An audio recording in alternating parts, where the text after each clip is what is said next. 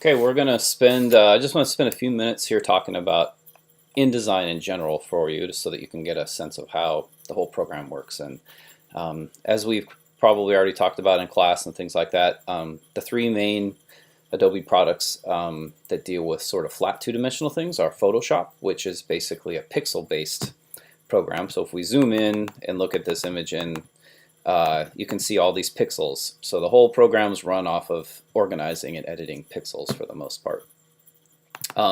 Illustrator is a vector-based program, which means that Illustrator is going to run off of Bezier curves. So if we kind of zoom in here, you can see what that is. This Illustrator primarily, again, works on math. So if you look here, we have these little mathematical points that we've sort of told the computer what to do with, and so we've got these little handles that come off of it, and we can grab them and tweak them and change them around. And it's a much lower resolution. The resolution is actually much better, but the file size is smaller. So I can build complex things out of mathematical shapes, and it just takes up less memory. So if I wanted to work on this at 10 feet by 10 feet, it wouldn't make any difference in terms of the file size if it's 10 feet by 10 feet or an inch by an inch, versus this, if I have a 10 by 10 foot pixel based image, it's going to be a really gigantic file. So that's kind of the gist of the difference between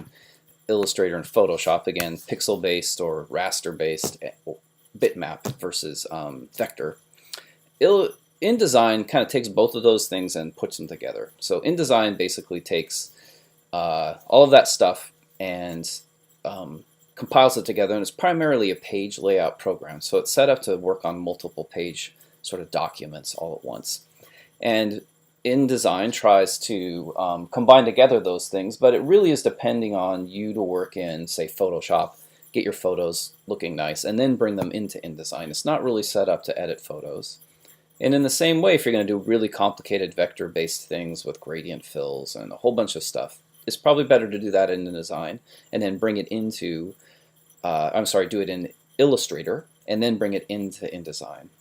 So InDesign is kind of like the final place where you put these pieces and parts you've been working on and you stick them into InDesign. So you can export them or print them or do something else with them.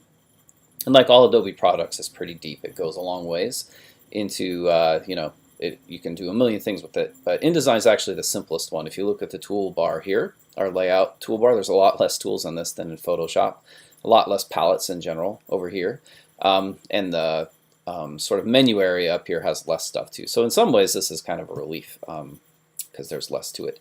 The other thing to know about InDesign is that it's primarily a linking program.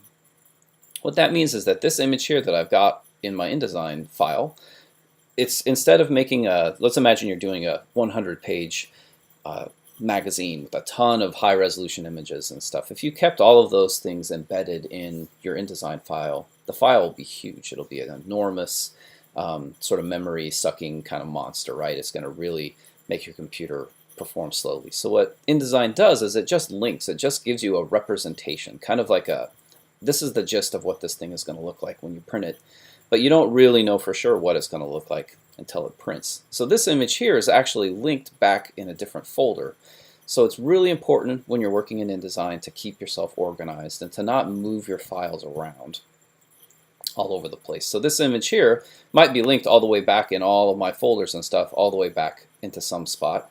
Or it might be buried someplace that I'm not even aware of. And actually, like right now, I think that this is where my InDesign document lives, but it's actually, that image is actually here, buried way, way, way back in my in this different class folder. And so all of those images are actually, in here. So you got to just kind of know that. And if I was ever going to move this, like say on a memory stick, I would want to keep all of my stuff organized all at once. So I would want to take all of these JPEG images here that are linked into the InDesign file, and I would want to put those someplace where I keep them all together.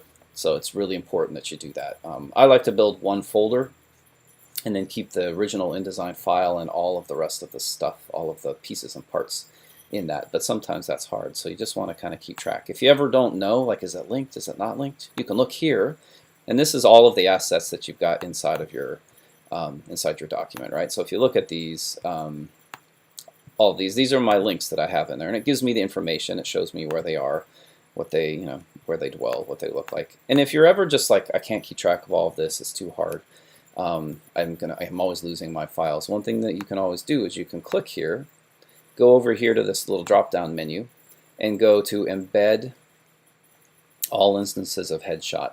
So you can just embed your links, and if you do that, it's going to increase the file size of your project, but it's going to also mean that this is now, I can port this one file any place I want to, and it's going to, all of the images are going to sort of go with it. I'm not going to end up with broken links. So it's a good idea once you get kind of things set up to just go in and like embed your links so that you, if you're just, especially if you're a rookie and you're just learning how to do this, because students are always losing their files when they go through this. So I've embedded all of them. You can tell they're embedded because they have this little like icon that looks, I don't know, looks like a mountain range to me. Not sure if that makes sense to you. And so those are my links. So now all of these things that are in here, all these images that I put in are now embedded, and they are not going to go away. And you might be thinking, man, I don't like looking at this as a pixelized image. Like, if you go in here and sort of zoom in, it looks kind of crappy, and you can't tell if that's going to print well or not.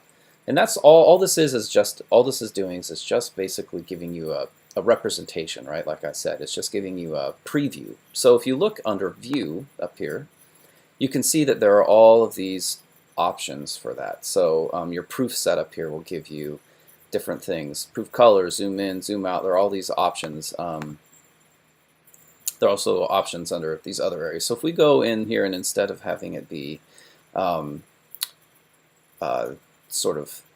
display performance, you can put it for fast display. That sometimes changes the way that this thing looks. You can also go in here and go to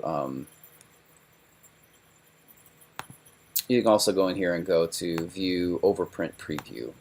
And what that does is that gives us a more accurate representation. It's going to slow down your computer if you have a lot of big high-resolution files, but it can be a nice way to go, okay, that's actually what that's going to print like. And if you don't like it, then you need to go back to the original file and you need to edit it. And if you wanted to do that, you could actually go back here and you could click on this and you could go to these links, and you can go, some of these, if you haven't embedded it, let you go back to edit the original. Or you can always go back to the original file in your folder, change it, edit the contrast and everything, and then then relink it. Just push this button and bring it back. So if you're going to do a lot of that, you probably want to do it before you embed all of your images. So the last thing to know, I guess, is that if you got to never trust the screen. So your computer is calibrated differently than the computer. You never know exactly what's going to happen when it goes to print. So you need to print your projects early and just color proof them and say, oh man, this is all supposed to be the skin tone, and it ends up looking orange and brown. I mean, I got to either fix my printing problem or I need to fix the file itself. So this is all just a representation. It's just the gist of what it's going to look like. So don't trust it too much. And if you see something that looks like, that looks really pixelated, you don't really know that is the case for sure until you go back, until you actually print it off. So don't panic about this. I would print it and check it and see how, just print a page of it and see how it looks. So that's the general intro into InDesign. Remember, it's a linking program. That's really important. Also fairly simple, and we'll go into more depth about how you work with it here in just the next few tutorials.